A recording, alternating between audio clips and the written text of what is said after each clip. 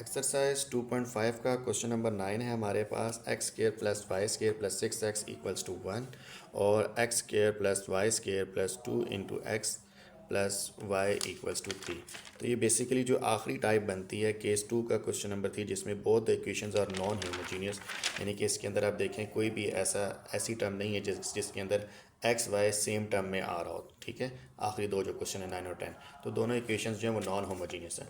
तो non homogeneous equations को solve करने का क्या तरीका है वो भी हम देख लेते हैं। क्वेश्चन नंबर 9 में हमारे पास इस तरह से जी ये दो इक्वेशंस थी। ठीक है, और हमने क्या किया कि क्वेश्चन लिखने के बाद पहली इक्वेशन को हमने इक्वेशन 1 का नाम दे दिया और दूसरी इक्वेशन जो कि इस तरह से मल्टीप्लाई की फॉर्म में लिखा हुआ था, यानी कि 2 इंटू एक्स प्लस वाई, तो इसको पहले हमने अंदर मल्टीप्लाई किया। मल्टीप्लाई करने के बाद हमने इसको सिंप्लीफाई करके लिखा x square plus y square plus 2x plus 2y equals to 3, और इसको हमने इक्वेशन 2 का नाम दे दिया। इसके बाद हम क्या करेंगे कि हम सब्ट्रैक्ट इक्वेशन 1 फ्रॉम इक्वेशन 2 करेंगे। अच्छा,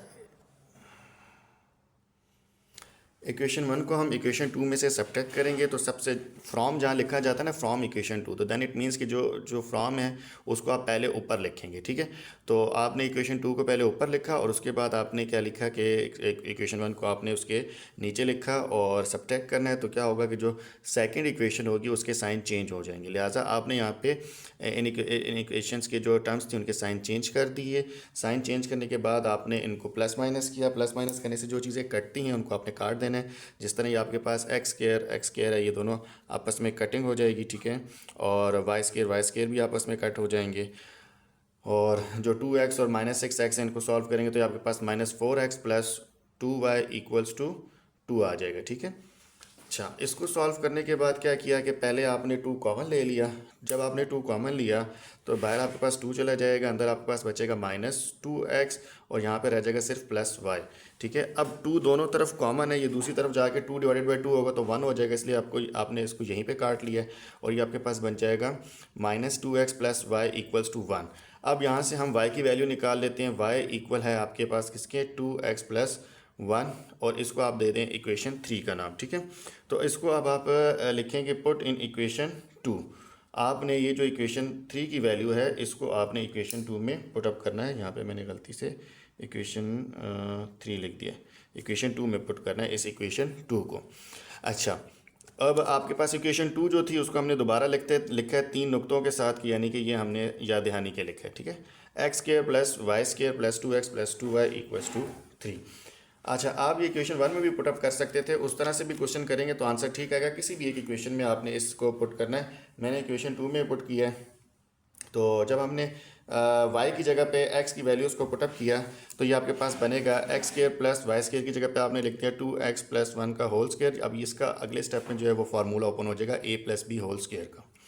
next plus 2x as it is नीचे आ गया, प्लस 2y था तो 2 लिखा और y के साथ y की जगह पर आपने 2x प्लस 1 आपने पुटअप किया इक्वेशन 3 से।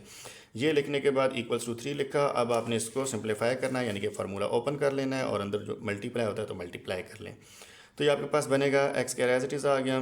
ये 2x प्लस 1 जो है वो आपके पास बनेगा 4x square plus 1 plus 4x, यानी कि a square plus b square plus 2ab। ठीक है, and then plus 2x as it is, और 2 अंदर मल्टीप्लाई हो तो 4x हो जाएगा और 2 मल्टीप्लाई बाय प्लस 1 यानी कि 2 आ जाएगा।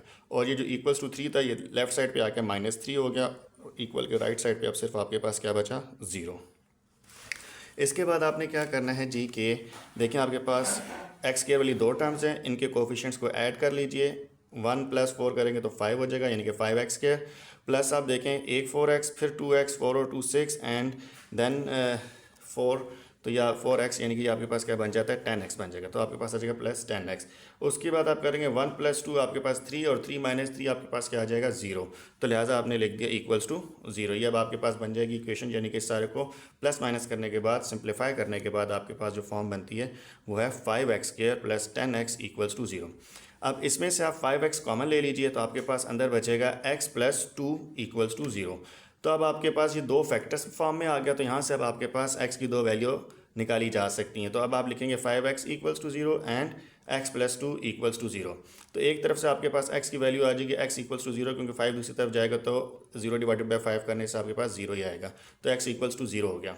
और दूसरी तरफ आपके पास x प्लस टू था, तो x प्लस टू से आपके पास आ जाएगा x equals to minus to.